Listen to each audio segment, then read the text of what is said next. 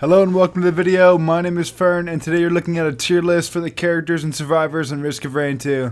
If you've seen my review for this game, then you know one of my absolute favorite parts about the game was that it was just the character diversity, how fun each character is to play, how different they are, and how much replayability you can get just from playing the different characters and trying out different loadouts, trying out to go for different builds and different things like that. Alright, and before I get into this video, I just want to let everyone know this is my opinion before everyone freaks out in the comments. Everything is based on how good I think the characters are, how consistent I've been, the runs that I've personally got. I'm going to be talking about what builds you can get with them, how good each character is based on just the likelihood of you getting a good run going and stuff like that. Alright, let's get into it.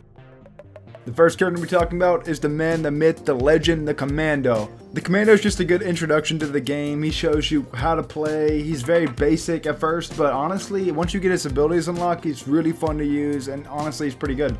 I think he's not as bad as people make him out to be once you unlock his abilities. Him with his default abilities is just terrible. He's a good introduction with those abilities, but he's not good as an actual character, just stacked up to the other ones. And as for the items that are good with him, I would say he's the third best character in the game for the on-hit items like the ATGs, the ukuleles, hooks, stuff like that. So obviously, Crit's gonna be good with him, 57 Leaf Clover, Hook, ATG. Crit is also good with him, so some 3D glasses stacked would be really nice, some Predatories. Yeah, Commando's just a basic character to get you into the game, get you warmed up, and he's pretty good actually. He's underrated, I feel like. Now, even though I said the Commando's underrated, I still don't think he's super good. I think he is a solid B tier. For the second character on the tier list, there's the Huntress. The Huntress has got to be one of my favorite characters, if not the favorite character in the entire game. She's just so fun to use. If you like fast-paced, nuts to butts, crazy action, then you'll love the Huntress. Huntress is just full go all the time, full throttle. You never stop with her. It's always action-packed. But other than just being fun to use, she's honestly really good. Like, her dodges are insane. All of her abilities, especially her alternate abilities, are all crazy good. Some people like her primary strafe shot more. I am more of a flurry guy. And when it comes to her blink versus what the heck the other one's called, I've got to go with blink all day. Having those 3 charges opposed to just 1 is crazy good. The faster charge speed is really good. And the ballista is just way better than the arrow rain. For a single target, it's so much damage and it's just cracked. But you can play however you want to. I'm just here to tell you my opinion, and honestly, she is one of the best characters, if not the best character in the game. If you remember, I said that Commando is the third best at on-hit items, and that's because I think Huntress is actually second best in the game. So that means your stuff like ATGs, Crit, stuff like that would be really good with her. Especially Crit, because her flurry means that if you hit with a crit, it doubles the amount of damage you do. As for where she goes on the tier list, I think she is a definite S tier. Everyone should try her out at least once. She's one of my favorite characters, and yeah, that's about it. For the next character we'll be talking about, it's the Robot Multi. So for the things that make Multi special, it's that he can have 2 weapons, 2 equipment, and switch between them with his switch ability. He's the only ranged character with armor, and he has lots of HP. So for the items that are good with him, he's good with the active item abilities, like fuel cells, but he's also good with the active items themselves, because he can hold 2 of them. I'm going to stop saying the items like Hook, ATG, and Ukulele for every character because they're obviously good with every character. Unless I'm talking about like a character who I think is the best at on-hit, which I'll be talking about later in the video. As for the setup with him, I think that his standard nail gun, railgun combo is actually the best, and his only weaknesses is that he's kind of slow and he'll get hit a lot, but that's kind of made up for by the fact that he has tons of health and armor. But sometimes it doesn't matter because you can be 2-hit so easily in this game, even late game, so that's the only reason that stopped him from getting S, and that's why when I'm plugging him into the tier list, I'm giving him an A. Alright guys, next up on the list is the Lazy Boy, the Engineer. Alright, so the Engineer gets a lot of hate because they think Engineer mains take no skill and stuff like that, but I actually really enjoy playing the Engineer. It's actually really fun and satisfying seeing your turrets getting progressively stronger and stronger as you get stronger and stronger throughout the game, and it's really fun playing as him in my opinion. And not only is he fun to play as, he's also a very good character. His bubble shield, mines, and harpoons are all good, but the thing that actually makes the Engineer is his turrets. His turrets are what he's known for. He will basically use those as his primary source of damage. His gun sucks, but luckily he's got those turrets to do most of his damage anyway.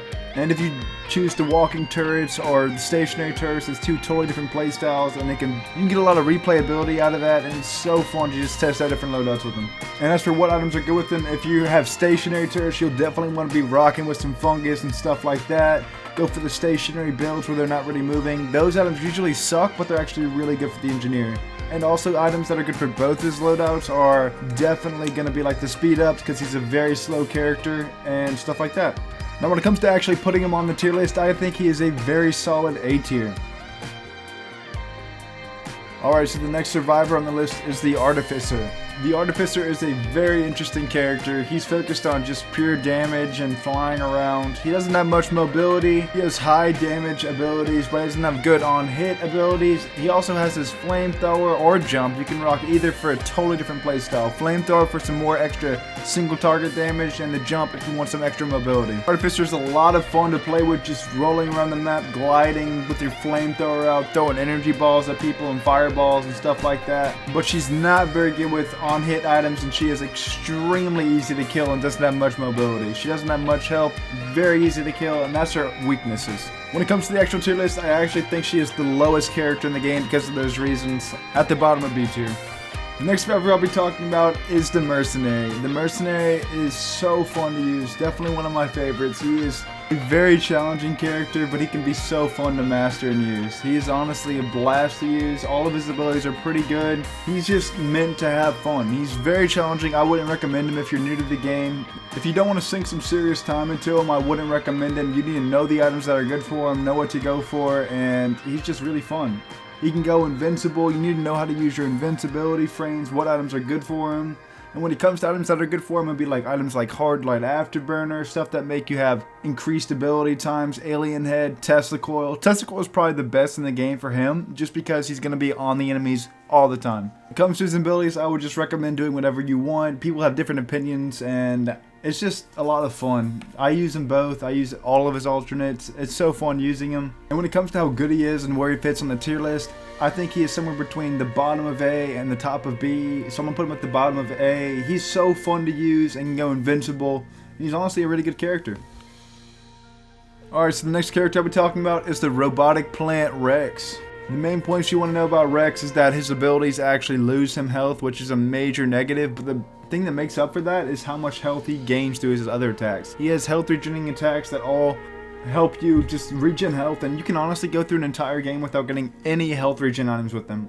Obviously, something like a rejuvenation rack is overpowered for him. He's the best character in the game for it. But mainly you won't be wanting to shoot for that because you never know what legendary items you're going to get. But what I can say is you don't need to focus on any health regen items early in the game because Rex is just so good on that. Be wanting to use his alternate push, but other than that I think you should use all of his main equipment and abilities, but he is a very solid character. The only negatives he's got going for him is just that he's so unbelievably slow. He is very tanky because he regens so much health during a fight, but him being so slow while fighting means that enemies can easily just knock down his health. But even though that's true, he is still a very good character just because he has so much health regen. When it comes to actually putting him on the tier list though, I think Rex is a very, very solid A tier. Alright, so next up on the tier list we have the man, the myth, the legend, the Loader. Loader has to be one of the fan favorites of this game. You can't mention Risk of Rain 2 without mentioning the Loader. Loader is just such a different character. Along with the Mercenary, both of the melee characters in this game are so fun to use. As for why I'm saying 2 instead of 3 melee characters, I'll get to that next. But as for Loader, him and Mercenary are both two of my favorite survivors in the current game. They're both so fun to use, but yet so different. Loader is more of a burst damage, while Mercenary is always going to be in his face. But Loader does crazy burst damage. Both of his gauntlets are both very good. You'll want to be using his alternate hook to get rid of Wisp and stuff like that.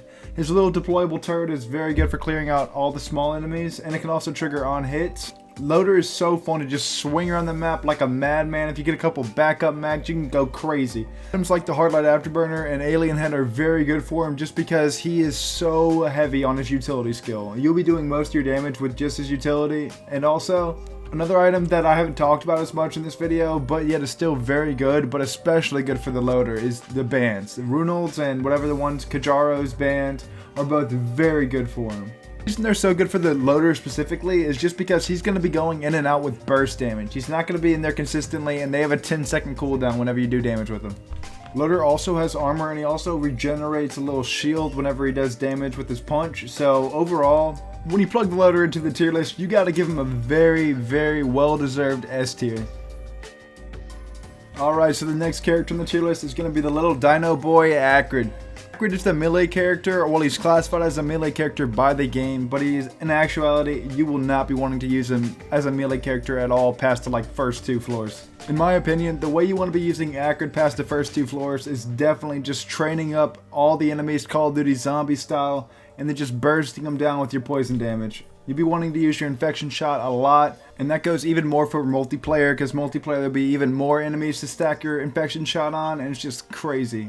Most of his on-hit items will be triggered by using that infection shot. It's actually very good for it. An item that is very good for him is actually brain stalks. If you kill one of those elites, you can just keep spamming it over and over again, and you can get some crazy proc chains going.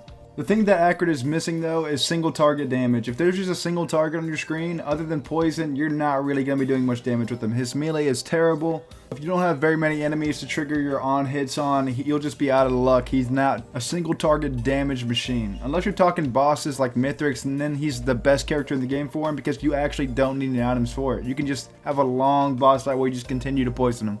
And for those reasons, when I plug him into the moist meter, I'm giving him a very solid A.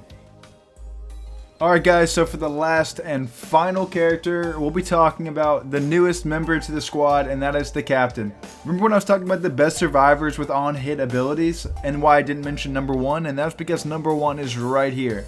The newest member is definitely the best for on-hit. His shotgun is very good at triggering them, and Captain is such a very fun character to play because of it. He's just a damage machine. And when it comes to the earlier floors, I think you should definitely bring the 2 hacking beacons over any of the other beacons, just because it speeds it up so much. And when it comes to legendary chests, it makes them so much easier to get, and you can just push through those floors so much faster. So Captain doesn't have a lot of agility, but what he actually does have is 3 damaging airstrikes for his utility skill, and it just does so much damage. He calls them in, does 1000% of your damage each to all the enemies in a little circle. But his worst ability is definitely his taser. It is so bad.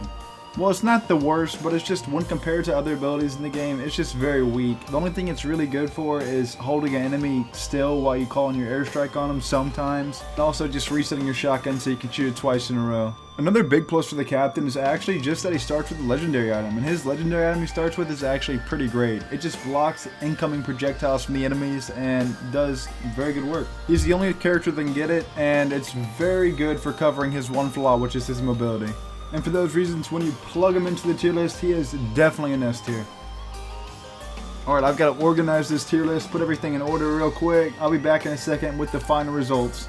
Alright, these are my final results. Tell me if you agree in the comments. Let me know what you think of my tier list, and if I should make any more Risk of Rain 2 videos in the future. Alright, adios. Club going up on a Tuesday.